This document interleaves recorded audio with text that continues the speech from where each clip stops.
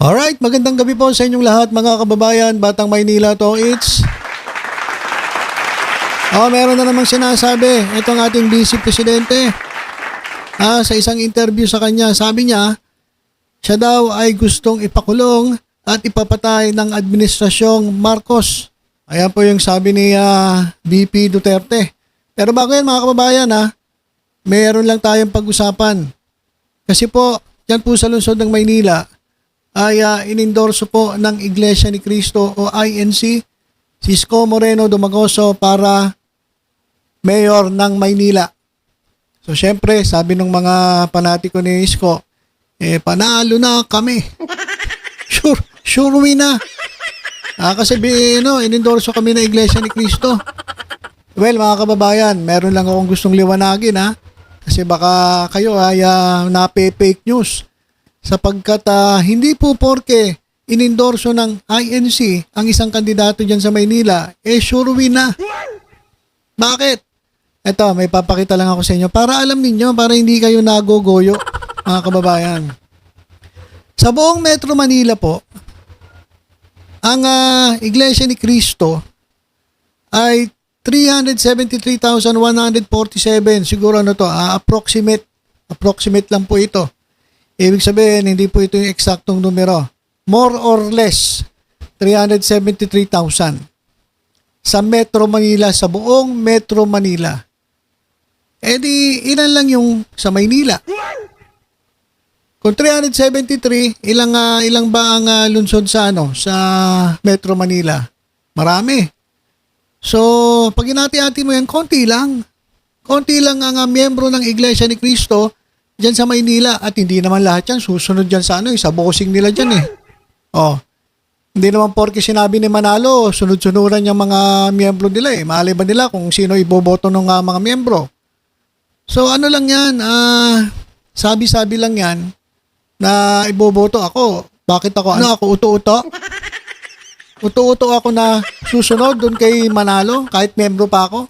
Hindi, syempre susundin ko yung yung gusto ko. Kaya nga nagkakaleche-leche bansa natin Mga ini-endorso daw. May nabasa ko, ini-endorso raw ng Iglesia ni Cristo. Mga palpak din ilan ba mga ini-endorso nilang national candidates na hindi naman nanalo?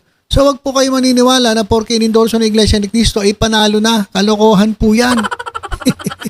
Yan po ang itinanim sa utak ng mga tao na hindi naman po totoo. 373,000. Metro Manila, buong Metro Manila ang INC. Ilan ba ang populasyon ng Maynila? 1.846. 1.85, sabihin na natin, 1.85 million. Ilan lang yung porsyento ng Iglesia ni Cristo diyan sa Maynila? Kung 1.85 million, ilan lang 373 buong Metro Manila. Ilang piraso lang yung mga INC diyan. At hindi naman lahat susunod diyan kay Manalo. So, kalokohan to nga sinasabi nila na sure win na raw kasi inendorso ng Iglesia ni Cristo. Huwag po kayong magpapaloko dyan mga kababayan. Mas marami po ang mga deboto dyan sa Maynila. Mas marami po ang deboto dyan sa Maynila. Tingnan nyo yung Nazareno.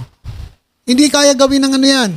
Hindi kaya gawin ng ng mga Iglesia ni Cristo, ganun karami. Hindi. Kaya kalokan yung sinasabi ng mga ibang mga Iskonyos niya na sure win na tayo.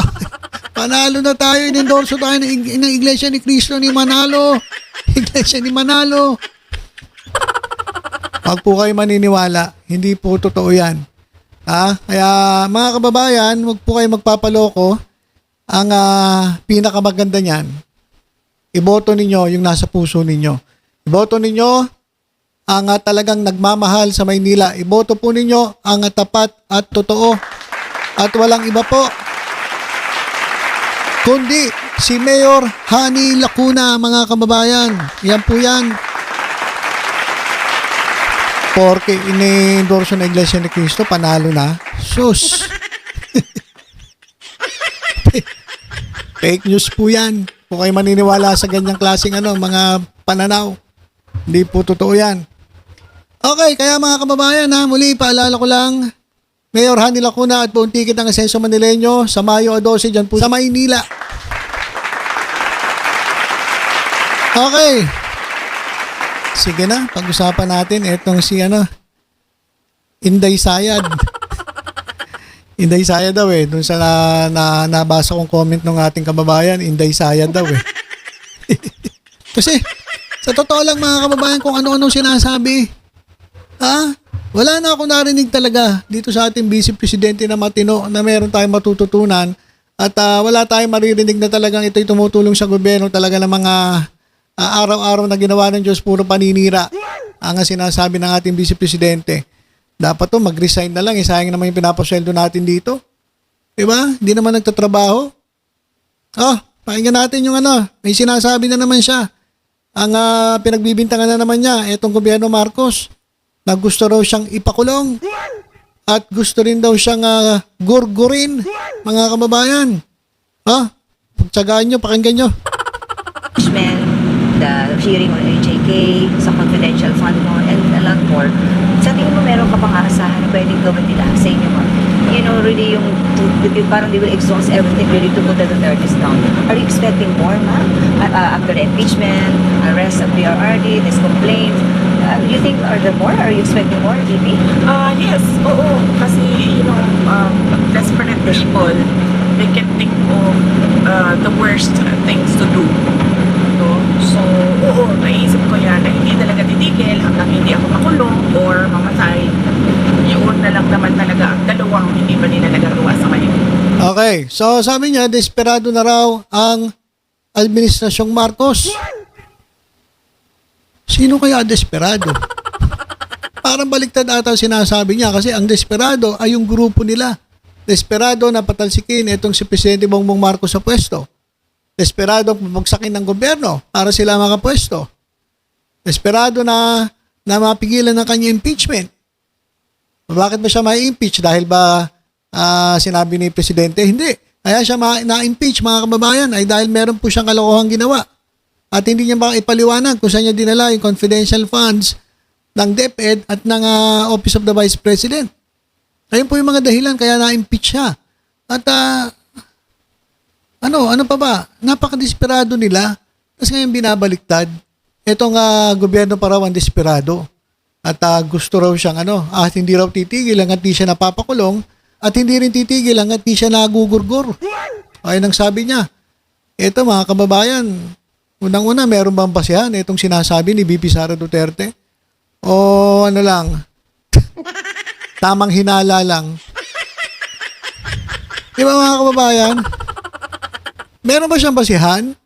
Meron ba siyang kasi salita siya ng salita gusto ko ipakulong, gusto ko ipagurgur, gusto tapusin ang aming pamilya, gusto sirahin ang aming pamilya. Pero meron bang resibo? Naglabas ba siya ng resibo? O puro tamang hinala lang? Puro kwentong barbero lang? Parang baliktad nga ang nangyari.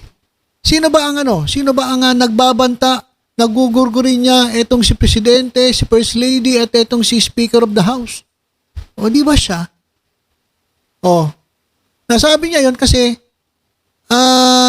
pumasok sa isip niya na gugurgurin siya. So ayun ang hirap kapag ewan ko kung nagbe-maintenance to o hindi lang naka-take ng maintenance kaya naisip niya yon. Wala namang basihan eh. Meron bang basihan? Meron bang resibo? Meron bang ebidensya na gano'n nga ang balak ng Administrasyong Marcos sa kanya? Ang alam ko, kaya lang siya ma-impeach dahil nga meron siyang ginawang kasalanan. Yung nga po yung sa confidential funds. At may mga kaso siya dahil nagbanta sa buhay ng presidente. Ayun po yung mga wala naman ako nakikita na mga dahilan. Sinasabi niya na sila'y ginigipit. O sinasabi nga niya, talagang sisiraan daw sila. Pati yung kay Pulong Duterte. Paninira daw yun. Ang paninira, kailan naging paninira yun? Meron siyang ginawang kalokohan. Kitang-kita naman sa CCTV.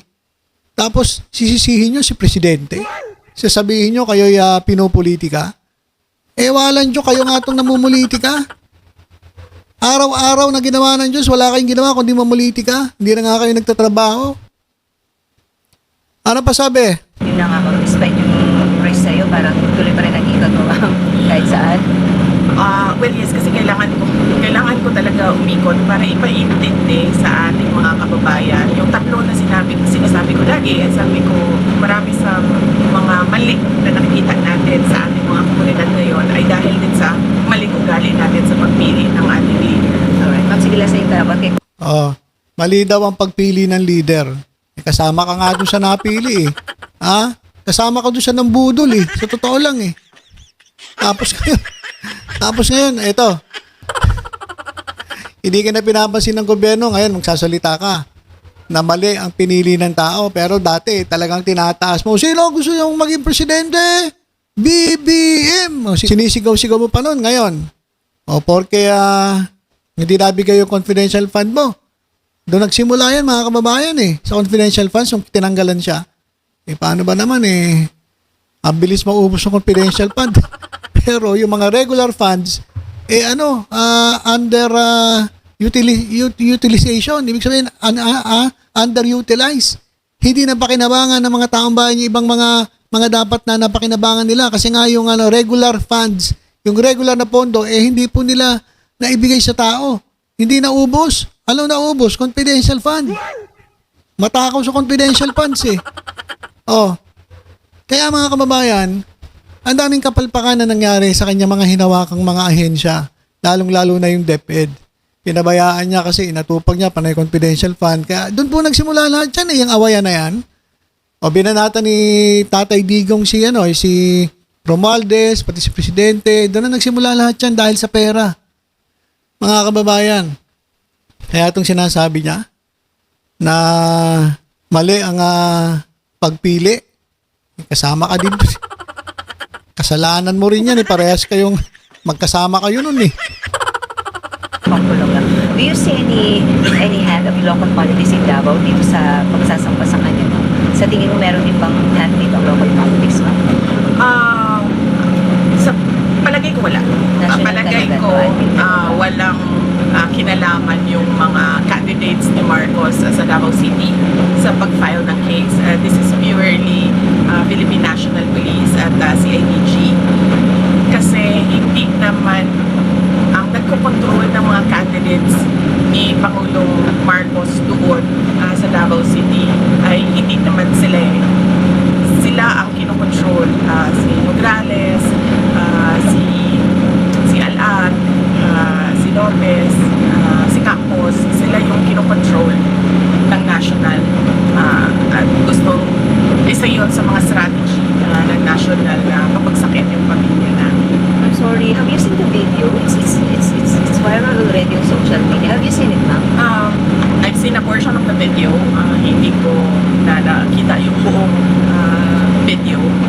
At actually, para sa akin, okay ito na lumabas siya bago ang eleksyon para yung mga botante nakakapag-desisyon sila ng maayos kung sino yung pipiliin nila. Kasi balik na naman din tayo dito doon sa aking lecture, no? Voters education ko. So, maganda nang lumabas siya ngayon para nakakapag-desisyon ang mga botante sino ba talaga ang pipiliin na kandidato. At, well, yes, as I said, yun yung good thing about it. Pero, it's really a political attack. Okay. So, yan mga kababayan ito yung sabi ni Sara Duterte. Nasa dabawin nyo na kung boboto ninyo si Pulong Duterte. Kaya ngayon pa lang sinasabi ko na sa inyo, iboboto kay Pulong Duterte, mga bugok kayo. Sa totoo lang. Nandyan po si Mix Nograles. Kalaban po ni Pulong Duterte. Nakita nyo yung mga skandalo na kinasangkutan ni Pulong Duterte. Tapos hinahamon kayo. O ngayon, nakita nyo na yung video. Nasa sa inyo yan kung boboto nyo ako o hindi. So para sa akin, huwag nyo na iboto. Hinahamon na kayo eh. Pag binoto nyo siya, anong gagawin niya? Pagtatawanan lang kayo. Sabi niya, tingnan mo, mga tanga-tanga tumumoto sa akin. Nakita na nga yung video ko, nakita na nga yung ginawa kong kalokohan, binoto pa rin ako. So mga bugok kayo kapag binoto nyo si Paulo Duterte. Diba? Pagtatawanan lang kayo. Sakali mga iboto ninyo at manalo. Kaya ngayon pa lang, sinasabi ko na sa inyo, wag po kayong magpakatanga. Boto nyo po Mix Nograles para po magkaroon naman ng pagbabago dyan po sa Davao. Maging si Carlo Nograles na tumatakbong mayor, kalaban po ni Tatay Digong na nandun po sa the Netherlands, sa ICC. Magpalit na rin po kayo ng mayor, mga kababayan. Mga kababayan naming Davaoenyo. Ito na po yung pagkakataon ninyo. Meron na po kayong choice. Kung dati wala kayong choice, wala kayong pinagpipilian, ngayon meron na po. Huwag nyo na po palampasin ang pagkakataong ito na mabago po ang takbo ng inyong pamumuhay dyan po sa Davao. At kasi, alam niyo, hanggat nasa pwesto sila, wala pong tigil ang paninira sa gobyerno.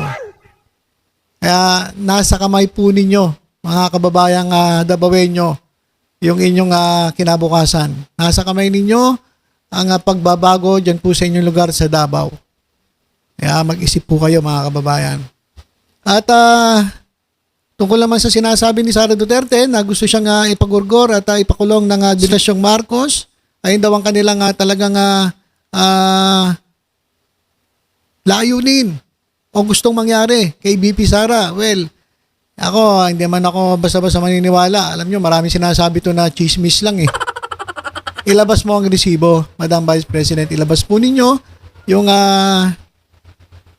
ebidensya na talagang ganon ang balak ng gobyerno sa inyo, Madam Vice President. At dito naman sa Maynila, hindi porke in-endorso ng Iglesia ni Cristo ay sure ball na mananalo. Kasi konti lang po ang Iglesia ni Cristo sa Maynila. Mas marami po ang mga deboto. At makikita natin na mahal po ng mga deboto itong si Mayor Hani Lacuna, mga kababayan, dyan po sa lungsod ng Maynila. Okay, so yun lang po muna ang ating update. Tutok-tutok lang po dito sa Batang Maynila to. Sa iba pang mga balita. Ingat po tayong lahat. God bless po.